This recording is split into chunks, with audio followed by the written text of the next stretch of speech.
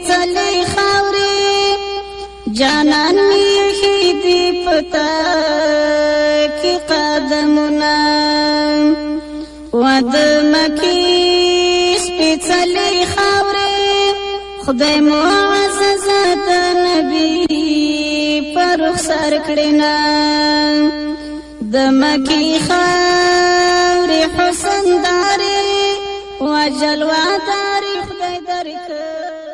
بسم الله الرحمن الرحيم. الحمد لله رب العالمين حمد الشاكرين، الصلاة والسلام على سيد الأنبياء والمرسلين سيدنا ونبينا وشفيعنا ومولانا محمد وعلى آله وأصحابه الطيبين الطاهرين. قدرمن اوریدونکو د ژوند د لارې د خپرونې مینوالو، السلام علیکم ورحمت الله وبرکاته. ستاسو روغتیا او خوشحالي د پاک رب نه غواړم په دې هیله چې د صحت او عافیت جامې پر تن ولرئ او خوشحالي مو په برخه وي. دا دی زه محمد یاسین فهیم د ژوند د لارې د خپرونې په وړاندې کولو کې ستاسو په خدمت کې یم. زموږ د نن ورځې د خپرونې موضوع بیا هم د زړه ساتنه او د زړه پالنه. قدرمنو اوریدونکو، په تیرو خپرونو کې وغږېدلو چې اخلاص داسې یو شی دی چې په ده باندې د زړه ساتنه او د زړه پالنه کیږي او په اخلاص باندې د انسان رابطه الله سره ټینګیږي. په اخلاص باندې انسان د شیطان وسوسو او د شیطان د دوکو نه ژغورل کیږي. خو دا اخلاص څنګه لاسته راوړی شو؟ د اخلاص لومړنۍ زینه او د اخلاص لومړنی ګام هغه نیت دی. نو که تاسو غواړئ چې خپل خدای ته مخلص بندگان شئ، نو په خپلو نیتونو باندې څنه وکړئ، د خپل نیتونه صحیح کړئ. تر څو چې زموږ نیتونه نه وي صحیح شوي، اخلاص په موږ کې نه پیدا کیږي. چې اخلاص پیدا نشه، نو د زړه ساتنه او د زړه پالنه به چیرته وشي چې زموږ رابطه الله سره ټینګه شي. نیتونه صحیح کړئ. په دې اړوند د محمد رسول الله صلی الله علیه وسلم یو ډیر مهم حدیث راغلی چې د مهموالي په اړه امام شافعي رحمه الله فرمایي دغه حدیث د علم یوه په دریمه برخه جوړوي او یوازې د نیت لپاره ځانګړی شوی. خو پوښتنه دا ده چې دغه حدیث ولې د نیت لپاره ځانګړی شوی؟ جواب دا دی ځکه چې نیت اخلاص ته د رسیدو لار ده. نو که غواړئ چې مخلص اوسئ، الله ته نږدې شئ، الله د ستاسو اعمال قبول کړي، نو لومړی په خپلو نیتونو باندې کتنه وکړئ. محمد رسول الله صلی الله علیه وسلم فرمایي انما الاعمال بالنیات وانما لكل امرئ ما نوى. رسول الله صلی الله علیه وسلم فرمایي په رښتیا هم چې عملونه په نیتونو پورې اړه لري او په هر چا پورې د خپل نیت پایله اړونده ده. وکشې قدرمن اوریدونکو، محمد رسول الله څه ویلې؟ دا یې ویلې چې عملونه په نیتونو پورې تړاو لري. رسول الله صلی الله علیه وسلم داسې نه دی ویلي چې دنیا په نیتونو پورې اړه لري، بلکې عملونه په نیتونو پورې اړه لري. دا ځکه چې د نیت او عمل ترمنځ رابطه موجوده ده او نیت هم په یوازې ځان کافي نه دی، بلکې عمل ورسره تړلی دی. دلته ټوله خبره په عمل پورې اړه لري او عمل بیا په نیت پورې تړاو لري. د دغه حدیث په سبب کې محدثینو لیکلی دي چې د مکې مکرمې نه د مدینې په لور د هجرت پر وخت د ام قیس په نامه یوې ښځې هم هجرت وکړ. په دغه ښځه باندې یو بل سړی مین و. کله چې ام قیس هجرت وکړ، نو دغه سړی هم ورپسې مهاجر شو. نو خلکو د یاد سړي د هجرت په اړه اختلاف وکړ. ځینې صحابه و کرامو ویل چې هجرت نه قبلیږي،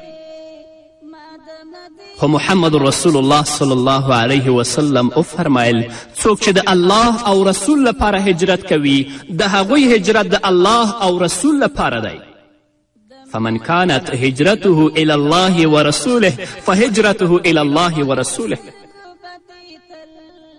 او څوک چې د دنیا او یا له کومې ښځې سره د نکاح په خاطر هجرت کوي هغو ته به ورسي، خو هجرت یوازې د هغه څه لپاره بلل کیږي چې د هغو په خاطر هجرت کړی وي، ثواب ورپاره نشته. ومن کانت هجرته الی الدنیا یصیبها او الی امرأة ینکحها فهجرته الی ما هاجر الیه.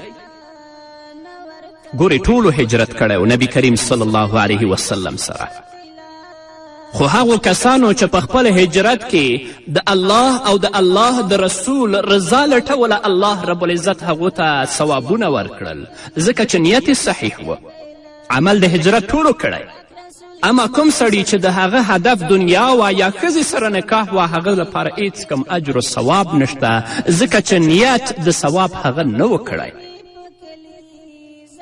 نو درنو اوریدونکو، زه تر هر څه وړاندې تاسو ته دا سپارښتنه کوم چې د خپلو نیتونو باندې بیا کتنه وکړئ.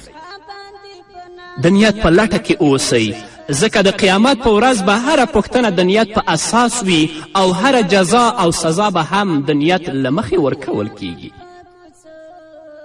علما کرام لیکي که یو سړی یوه روپۍ یو فقیر او یو مسکین ته ورکوي، خو د هغه نیت دا وي چې دا روپۍ زه د فقیر او مسکین ته ورکوم چې الله زمانه راضي شي، او الله ویلی دی چې تاسو فقراو او مساکینو سره مرسته وکړئ، الله رب العزت به دا انسان د آخرت په ورځ د خپل د رحمت د سوري لاندې ودروي ځکه چې نیت یې صحیح دی.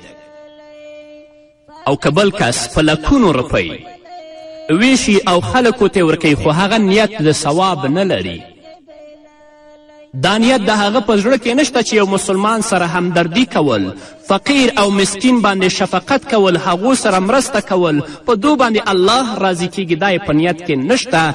داس انسان لپاره هیڅ اجر او ثواب نشته بلکې الله به ترې پوښتنه کوي. نو راځئ قدرمنو اوریدونکو چې خپل نیتونه صحیح کړو، بیا بدنیتي د خپل د زړونو نه وباسو تر څو الله رب العزت اخلاص زموږ په زړونو کې پیدا کړي. چې اخلاص پیدا شه د زړه ساتنه او د زړه پالنه وشوه، چې د زړه ساتنه او د زړه پالنه د وشوه، الله سره د رابطه ټینګیږي، د شیطان سره د رابطه شلیږي، شیطان کله هم تا نشي دوکه کولی. دا کامیابي د دنیا او د آخرت ده، دې نه اوچته کامیابي نشته. الله دې زموږ نیتونه سم کړي. علما کرام لیکي لکه څنګه چې علم زده کوئ دغه راز نیت هم زده کړئ. تاسو ته وایم قدرمنو اوریدونکو، آیا په تاسو کې به تر اوسه پورې کوم چا نیت زده کړی وي؟ او که اوس زده کوي نو څرنګه به زده کوي؟ علم کوو خو نیتونه بد دي، څو نه شو. حسد زموږ په زړونو کې پروت، کینه زموږ په زړونو کې پرته، بدنیتي زموږ په زړونو کې پرته، الله ته به څه ځواب ورکوو؟ اخلاص د کوم ځای شي؟ نو چې نیتونه خراب دي، اخلاص نشته. چې اخلاص نشته، د زړه پالنه او ساتنه نه ده شوې، رابطه د الله سره ټینګه نه ده، د الله نه وویرېږه، رابطه د شیطان سره ټینګه ده. راځه نیت دې سم کړه چې اخلاص پیدا کړي، چې رابطه د الله سره ټینګه شي. پرېږده دا بدنیتي، پرېږده دا حسد، پرېږده دا نفاق، پرېږده دا بغض عداوت. تاسو ته وایم درنو اوریدونکو، دا دومره ستونزمنه خبره نه ده. پیل یې کړئ. 3 څیزونه نیت ته اړتیا لري. اول عبادتونه، دویم د ژوند چارې، دریم هغه چارې چې د درسره کولو توان نه لرو. خو موږ باید په دې باندې پوه شو چې په دغه 3 برخو کې څنګه نیت وکړو، او په دغه 3 برخو کې نیت څه ارزښت لري. په دې باندې باید ځان پوه شو چې الله مخلص بندگان شو. لومړی نیت په اطاعتونو او په عبادتونو کې دی. تاسو ته وایم له نیته پرته یو ګام هم مه اخلئ. د بیلګې په توګه که تاسو مدرسې ته ځئ، که تاسو جماعت ته ځئ، که تاسو حج ته ځئ، که تاسو عمرې ته ځئ، یا په بل سفر باندې روانیږئ، بغیر د نیته د کور نه یو قدم هم مه اخلئ. کله چې د کوره ته اوځئ د مدرسې په لور، نو دا نیت وکړه چې زه مسلمان یم، او محمد رسول الله صلی الله علیه وسلم ویلی دی چې طلب د علم په هر مسلمان باندې فرض دی. زه به یادوم او د الله رب العزت دا دین چې ما یاد کړی د الله نورو بندگانو ته به رسوم. په دې نیت که ته مدرسې ته لاړې، الله به ستا نه عالم جوړ کړي. همدارنګه کله چې ته د کوره جماعت لورې ته وځې، نو اول نیت وکړه، بیا جماعت ته لاړ شه چې ولې زه جماعت ته ځم. د دې لپاره جومات ته ځم چې جومات د الله کور دی، مقدس مکان دی، د الله معبدګاه ده. هلته زمونځ په جمع کوم او یو مونځ مې الله رب العزت په 29 منځونو حسابوي چې په دې نیت لاړ شي الله به د عبادت هم قبول کړي او مونځ به د الله په دربار کې قبول شي. او که تا لپاره یو عادت جوړ شوی وي دا نیت در سره نه وي نو تا لپاره بیا هیڅ کم ثواب نشته دی. همدارنګه کله چې ته د حج او د عمرې په سفر ځې دا نیت وکړه چې دا د الله یوه فریضه ده په ما باندې او هلته الله رب العزت زما ګناهونه معافوي، لکه څنګه چې رسول اکرم صلی الله علیه وسلم فرمایي من حج فلم يرفس ولم يفسق رجع من ذنوبه كيوم ولدته امه. داسې نیت وکړه چې الله ستا حج قبول کړي، الله ستا عمره قبوله کړي او الله رب العزت تا داسې بیرته راوګرځوي لکه په کومه ورځ چې ته د خپل مور نه پیدا شوی. داسې نیت وکړه چې الله د عبادت قبول کړي، په زړه کې د اخلاص پیدا شي، د زړه پالنه او ساتنه دې وشي، الله سره دې رابطه ټینګه شي. او که اسې نوم وي او ریا وي چې زما د تره زوی او د قوم نه مې څوک تلی زمزم، هسې به ستړی تا لپاره کم اجر و ثواب نشته. بیا هم درته نصیحت کوم قدرمنو اوریدونکو، تر څو چې تاسو نیت نه وي کړی نو له کور څخه یو قدم هم بیرون مه اخلئ او دا خبره داسې په خپل ذهنونو کې ځین نشینه کړئ لکه تړون چې تاسو کړی وي. زه درته نیت کول ښیم دا چې موږ به څنګه د اخلاص دروازې پیدا کوو، څنګه به ځانونه مخلص او پاک جوړوو، نیت به څنګه پیدا کوو. په دې ټولو پوښتنو به یو بل پسې انشاءالله خبرې کوو. علما کرام لیکي چې تابعی ته یو بل کس راغی، هغه ته ویلې راځه چې یو صحابي وفات شوی د هغه جنازې ته ورشو. نو هغه تابعی په ځواب کې ورته وویل ته یو شیبه صبر وکړه او بیا له ځان سره آرام او چپ کیناست. لږ ځان وروسته یې هغه سړي ته ویلې درځه چې ځو. هغه بل سړي ترې وپوښتل ته ولې تر ځنډه له ځان سره چپ کیناستې؟ تابعي ورته ویلې د ځان لپاره مې نیت جوړوه. ښه نو اوس تاسو ووایئ چې هغه تابعي به له ځان سره څنګه نیت جوړوه؟ ښایي هغه به له ځان نه پوښتل چې ولې په دغه جنازه کې ګډون کوي او د همدې پوښتنې په ځواب کې به یې خپل نیت داسې جوړ کړی وي چې دا د محمد رسول الله صلی الله علیه وسلم یو صحابي دی او د صحابي جنازې ته تګ ډیر زیات ثواب لري او د هغه له مړینې نه به د عبرت درس اخلي. نو په دې توګه قدرمنو اوریدونکو هغه تابعی د خپل نیت جوړولو هڅه وکړه او له رښتینې نیت سره روان شو او الله رب العزت به اجر هم ورکوي. نو تاسو هم چې کله جنازې ته ځئ په همدغه نیت چې دا تابعی تلی همدا نیت به ځان سره جوړوئ، بیا به په جنازه کې ګډون کوئ تر څو چې الله رب العزت تاسو ته هغه ثوابونه درکړي چې محمد رسول الله صلی الله علیه وسلم موږ ته بیان کړي دي چې څوک صرف په جنازه کې ګډون وکړي هغه لپاره یو قیرات دی او څوک چې په جنازه کې هم ګډون وکړي او تر دفنه پورې کینی هغه لپاره 2 قیراته دي چې 2 قیراته 2 غټ غټ غرونه دي. آیا په دې نیت باندې تا کله په جنازه کې ګډون کړی چې الله رب العزت دا اجر تا ته درکړي؟ همدغه شان تاسو فکر وکړئ قدرمنو اوریدونکو د هغو 2 کسانو په اړه چې د یو بل په څنګ کې ناست وي خو یو نیت لري او بل نیت نه لري. کوم یو چې نیت لري هغه تل لپاره آرام وي او د آرامي احساس کوي او هغه بل چې نیت نه لري هغه بیا نارامه او ځمکه پرې سور ور وي. دا ځکه چې په هغو دواړو کې یو یې غواړي چې د خپل نیت په مټو هم بیروني او هم داخلي ګټې ترلاسه کړي، یعنې له الله او د هغه له پرښتو سره نږدېوالی خوښوي، له همدې امله د الله تر لطف او کرم لاندې راځي. خو دویم یې چې هیڅ نیت نه لري هغه هیڅ ګټه نشي اخیستلی ځکه یې بدن نارامه وي او زغم یې ختم وي.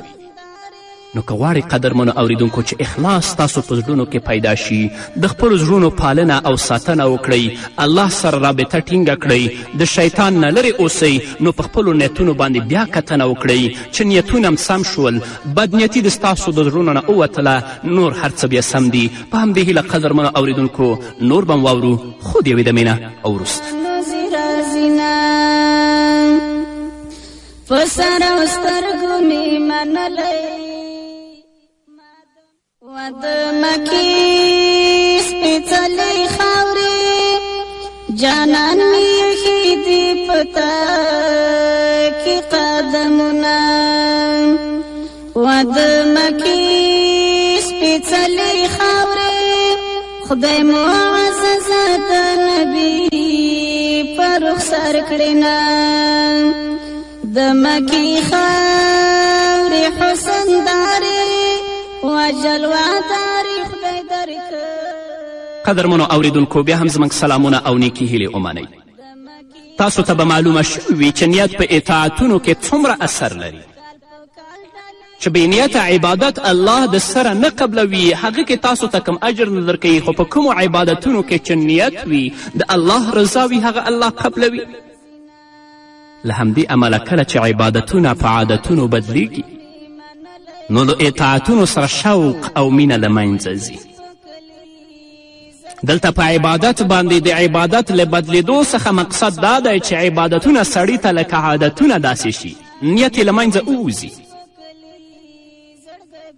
د بیلګې په توګه ښایي یو چاته په جومات کې لمونځ کول لکه یو عادت جوړ شوی وي چې په کور کې مونځ نه کوي، بلکې عادت یې وي چې زه په جومات کې مونځ کوم. خو دا نیت ورسره نه وي چې په جومات کې او په جمع سره مونځ کول ډیر زیات ثواب لري. الله او د الله رسول وعده کړې ده. زه تاسو ته دا سپارښتنه کوم قدرمنو اوریدونکو چې عبادت باید په عبادت بدل نشي، بلکې ډیر په مینې سره، ډیر په شوق سره، ډیر په هڅې سره د الله رب العزت طاعت او عبادت وکړئ چې الله مو په زړونو کې اخلاص پیدا کړي، الله ته نږدې شئ.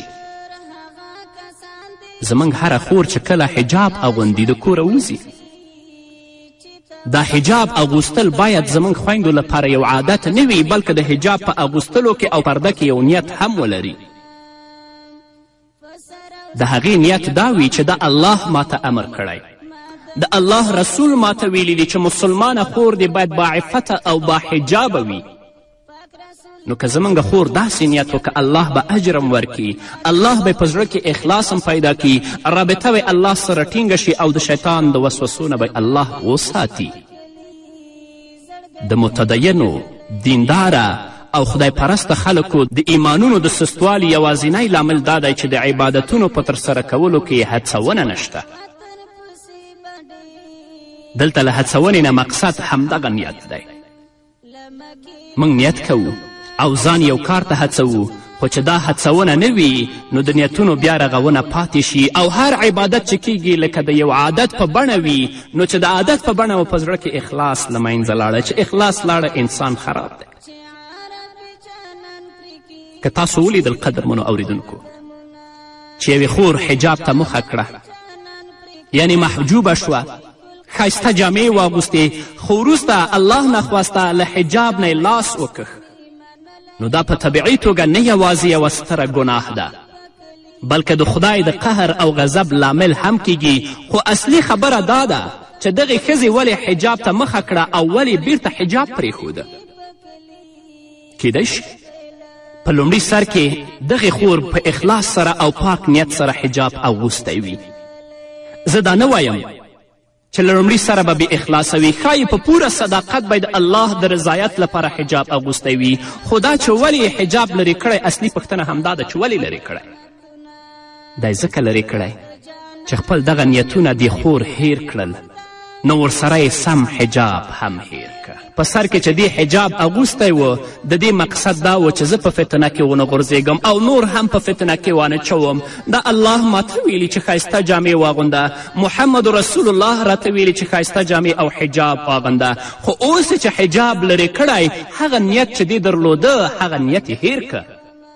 نه خویندو، په کم نیت باندې ښایسته جامې اغوندئ، په کم نیت باندې چې تاسو ښایسته حجاب اغوندئ، خپل نیتونه مه لرې کوئ، مه هیروئ. چې نیتونه م هیر نه کړل کله به تاسو د خپل حجاب هیر نه کړئ، ځکه چې نیت در سره و اخلاص به وي، چې اخلاص و رابطه به الله سره ټینګه وي، د شیطان د وسوسو نه به الله رب العزت تاسو ژغوري.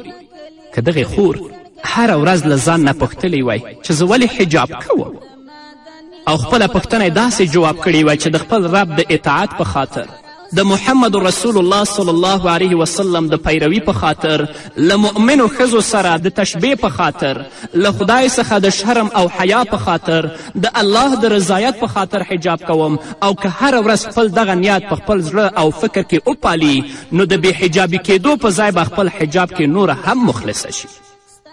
خو زموږ خویندې چې حجاب پرېږدي، کله په ځانګړې توګه ودونو ته روانیږي، دا د دې په خاطر چې دوی نیتونه نه لري. نه خویندو راشئ د خپلو نیتونو باندې بیا کتنه وکړئ چې تر څو الله رب العزت د ستاسو نه راضي شي، په زړونو کې هم اخلاص الله پیدا کړي. هغه ځوان چې په جومات کې لمونځ کوي او دا خپل عادت ګرځولی، هغه باید جومات ته تر روانېدو وړاندې د خپل نیت کتنه وکړي تر څو د الله په عبادتونو او اطاعتونو کې مخلص پاتې شي. دې لپاره جومات ته ځم چې په جومات کې مونځ جمع سره وکړم، یو مونځ مې په 29 منځونو بدل شي، الله راته په هر قدم چې زګدم زما یو ګناه معاف کړي او یوه نیکي راته ولیکي. که دا نیت دې ځوانه وکړه، الله به دې مخلص بنده جوړ کړي، رابطه به دې الله سره ټینګه شي، د زړه ساتنه او د زړه پالنه به دې وشي. او که دا ستا لپاره یو عادت وي، نو تا لپاره به هیڅ هم نشته. نو ای ځوانانو، په تاسو کې به د کم یو عبادتونه تر 30 کلنۍ او یا تر هغو وروسته پورې په دې شکل ادامه پیدا کړي. د کمې خور اطاعتونه او عبادتونه به تر ودېدو او مور کېدو وروسته پورې په همدې شکل پاتې شي، یا به په شاته تګ وکړي. نه ځوانه، اوس چې مخلص شوې، د خپل نیت دې صحیح که، تل لپاره په خپل ژوند کې همداسې نیت کوه چې در مرګ آخري سلګیه پورې الله ته مخلص اوسې، رابطه دې الله سره ټینګه اوسي. همدارنګه ته هم ګرانې خورې چې اوس دې د خپل نیت باندې بیا کتنه کړې، مخلصه بنده د الله جوړه شوې، په خپلو نیتونو باندې تل لپاره کتنه کوه چې د مرګ آخري شیبو پورې الله ته مخلصه یې او نیت دې صحیح وي. په شا مه راځه، څوک به له الله سره په خپله کړې ژمنه ټینګ پاتې شي، څوک به خپل اخلاص زیات کړي. ښایي په موږ کې به ډېر کسان د خپلو ایمانونو قوي کولو ته اړتیا ولري، څوک به په خپل اخلاص کې ټینګ پاتې شي او څوک به خپل ایمان زیات کړي. نو راځئ قدرمنو اوریدونکو چې په نیت باندې پوه شو، ځکه چې د نیت اصلاح د اخلاص لومړنی زینه او لومړنی ګام دی. چې کله زموږ نیتونه صحیح شول، نو موږ به مخلص شو. چې مخلص شو، الله رب العزت ته به نږدې شو، د شیطان نه به لرې شو. الله دې موږ مخلص بندگان وګرځوي، الله دې زموږ نیتونه سم کړي. په همدې هیله قدرمنو اوریدونکو، دا وه زموږ د نن ورځې خپرونه چې ستاسو درانه حضور ته وړاندې شوه. تر بلې خپرونې پورې چې زه بیا هم ستاسو درانه حضور ته راځم، تاسو ټول په لوی الله سپارم. پاتې ژوندم نیکمرغه، ښاد، بریالي او کامیاب اوسئ. ما د مدینې په کلي زړګی بایللی، پاک رسول دلته اوسېدلی. ما د مدینې په کلي زړګی بایللی، ما د مدینې په کلي زړګی بایللی. دلته نکلی د جانان ده زما ارمان د همیشه یې یادومه، تاکي صفا او هم مروه ده، بلا زمزم چې نه شفا اوبه لرینه. ډېر بختور هغه کسان دي د بیت الله شریف نه کړي چې طوافونه، د بیت الله شریف نه کړي چې طوافونه. په سر او سترګو مې منلی، ما د مدینې په کلي زړګی بایللی، پاک رسول دلته اوسېدلی.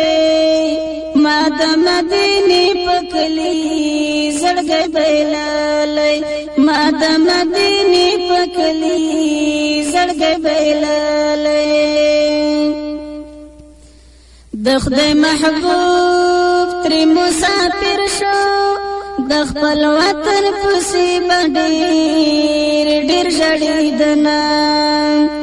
له مکې لاړو مدینې ته، انصارو وشیندل ګیډۍ ګیډۍ ګلونه.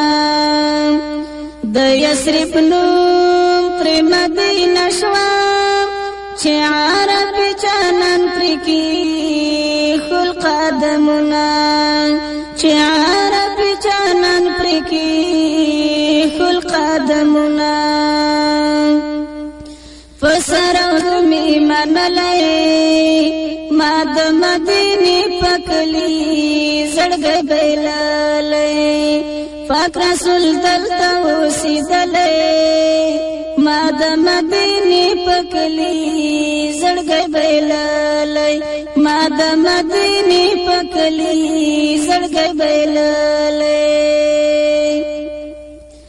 د حجاز خاوره پرې ښایسته شوه پرې راورېږي د الله پاک رحمتونه دا د جانان د هجرت کور ده د زړو ټکور د سړي کله هېرومه د مدني جانان وطنه په سر او سترګو به دې تل قدر کومه په سر او سترګو به دې تل قدر کومه په سر او سترګو مې منلی ما د مدینې په کلي زړګی بایللی پاک رسول دلته اوسېدلی ما د مدینې په کلي زړګی بایللی ما د مدینې په کلي زړګی بایللی د مدني جانان وطنه په سر او سترګو به دې تل قدر کومه د حجازي جانان مسکنه خاورې د در په رنجه